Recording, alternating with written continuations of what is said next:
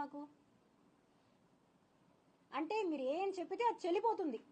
మీరు ఏం చెప్పినా ఒక మహిళ నోరెత్తిందంటే మీరు అంచేదానికి ఎన్నన్నా చేస్తారు. మీరు ఎంతకన్నా నీచానికి దిగజారిపోతారా మీరు? అసలు ఏం మనుషులయ్యా మీరంతా? అసలు ఎవరిని చూసుకొని మీకు ఇవంతా?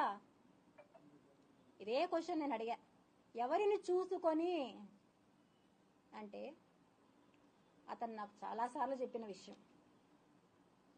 నోట్ చేసుకోండి, మిగతా మీడియా వాళ్ళు నోట్ చేసుకోకపోయినా నాకు పర్లేదు, నాకు ఎటువంటి ప్రాబ్లం లేదు. నేను ఇవన్నీ కూడా సోషల్ మీడియాలో నేనే రిలీజ్ చేస్తా.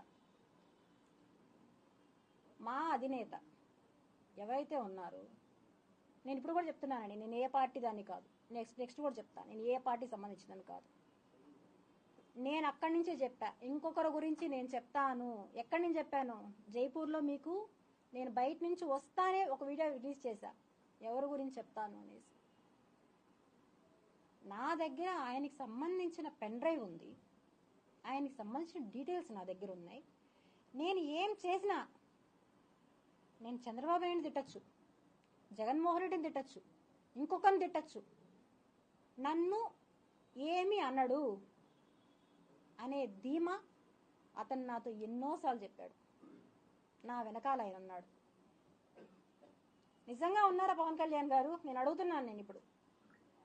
నేను మిమ్మల్ని అడిగాను, దండం పెట్టి అడిగాను, అన్నా నేను ఒక ఆడపడుచు బాధపడుతుంది, బయట వచ్చాను, దండం పెట్టి అడిగాను, నాకు న్యాయం చెయ్యండి అంటే మీరు సపోర్ట్ చేశారో లేదో నాకు తెలీదు.